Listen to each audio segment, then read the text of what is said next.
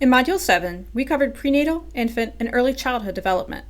Now, in Module 8, we turn our attention to development in adolescence and adulthood. In this first video, however, I'll begin by outlining two major theories that have relevance for development across the entire lifespan. The first theory we'll discuss is Erikson's theory of psychosocial development. Erikson was one of the first researchers to emphasize development throughout the lifespan, not just during childhood. Specifically, Erikson thought that as people progress through life, they face a series of different developmental tasks that people must master before they can progress to the next stage. Erikson believed that each of these developmental tasks revolved around a central conflict that needs to be resolved. In total, Erikson proposed 8 developmental stages, which we'll explore in the following slides. According to Erikson, the first stage occurs in infancy from 0 to 1 years old. As we discussed in the previous module, infants are pretty helpless at birth. Unable to move much on their own, they're dependent on their caregivers for nearly every need. Thus, Erikson thought that the central conflict at this stage was between trust versus mistrust. Can infants trust that their caregiver will be attentive and responsive to their needs? When caregivers are responsive, infants can learn that the world is a safe, predictable place. In contrast, when caregivers are inattentive or unresponsive, infants may learn the opposite. The next stage in Erikson's model lasts from ages 1 to 3. If you've ever been around a toddler around this age, you've probably heard the phrase, "I can do it myself," at least once or twice, if not dozens of times. Now, with greater motor control than when they were infants, toddlers are beginning to learn that they can control things in their environment. In other words, there really are some tasks that children can do for themselves and don't need to rely on their caregiver for.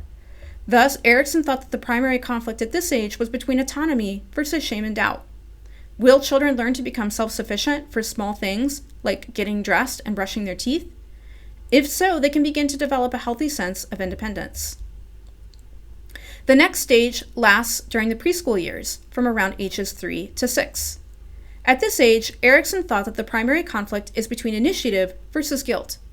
More than simply tying one's own shoes, initiative adds to autonomy the quality of planning and undertaking more complex tasks. By learning to plan and achieve goals, Erikson proposed that children at this stage can develop a healthy sense of self-confidence. In contrast, children who find that their initiatives are stifled or don't work out may develop a sense of guilt. The next stage lasts during the elementary school years, from ages 7 to 11. During this time, schoolwork becomes especially important, as does social comparison. Children may also discover that they have certain special talents. For example, perhaps they're very good at drawing or quick to understand a math problem. According to Erikson, the main conflict at this stage is between industry versus inferiority. Do children generally feel that they are competent and can measure up? Or do they feel as though they're lagging behind? Children who feel that they measure up may develop a sense of pride in their accomplishments, whereas children who do not may doubt their abilities and develop a sense of inferiority. We generally consider adolescence, from around ages 12 to 18, as an important time when people are learning who they are. What kinds of things interest them? What kind of career would they eventually like to pursue? What kind of person do they want to become? Thus, Erikson proposed that at this stage, the conflict is between identity versus role confusion. Early adulthood, from around ages 19 to 29, is often the age when people start looking for a long-term romantic partner to settle down and start a family with. Thus, Erikson proposed that the primary conflict at this stage is between intimacy versus isolation.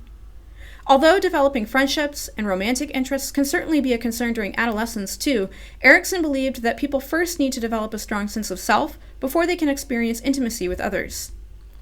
Middle adulthood lasts from roughly ages 30 to 64. At this stage, Erikson proposed that the primary conflict is between a sense of generativity versus stagnation.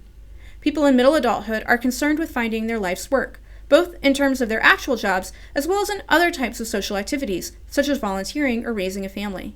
People who do not master this developmental task may experience a sense of stagnation, that is, feeling unproductive and unconnected with others.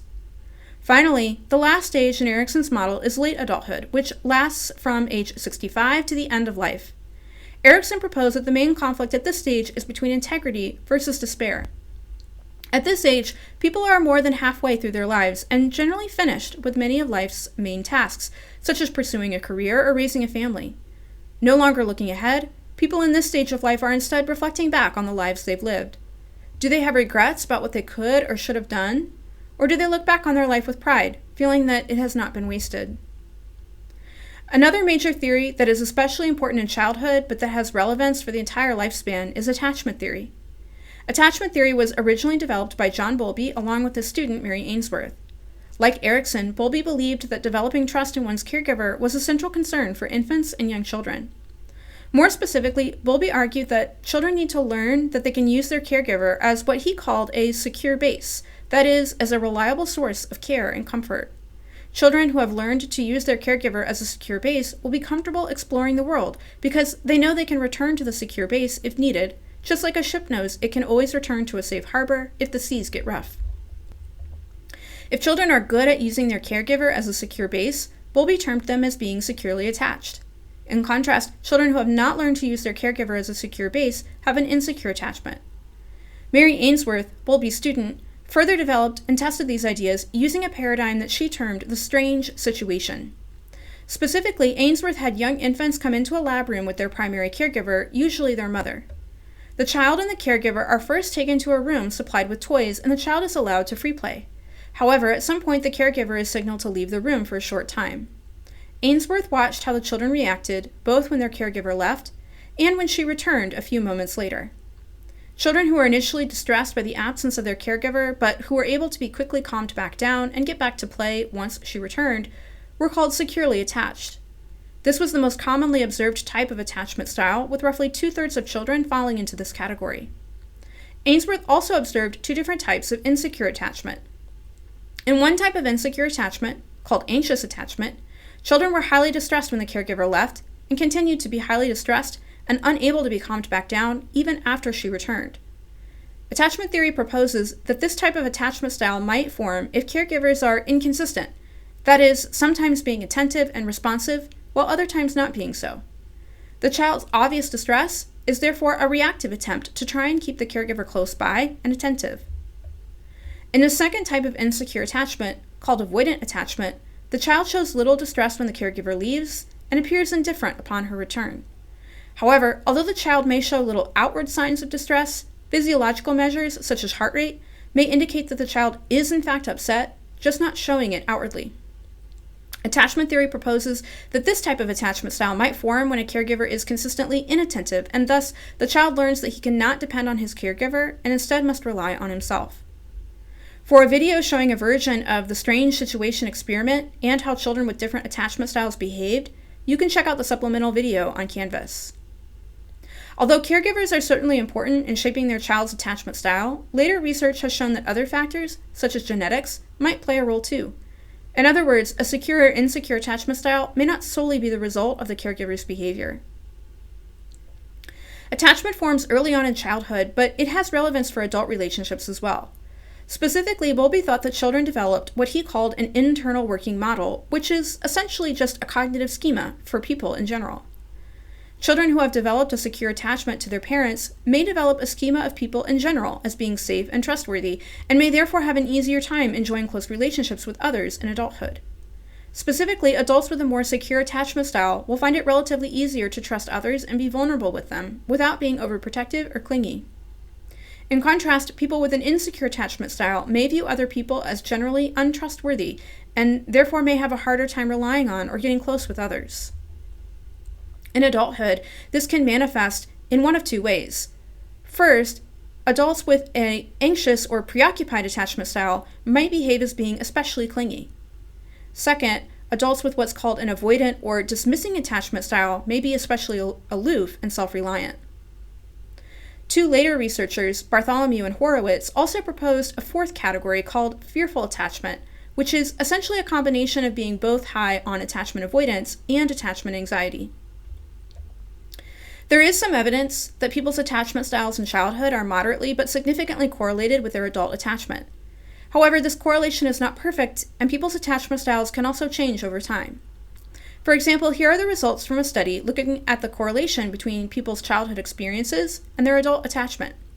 As you can see, there is a correlation such that people who had more positive experiences in childhood tended to have a more secure attachment style in adulthood.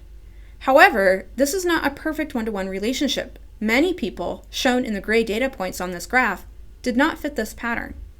That is, there were some individuals who had negative experiences in childhood, yet who still went on to develop relatively secure attachment styles in adulthood.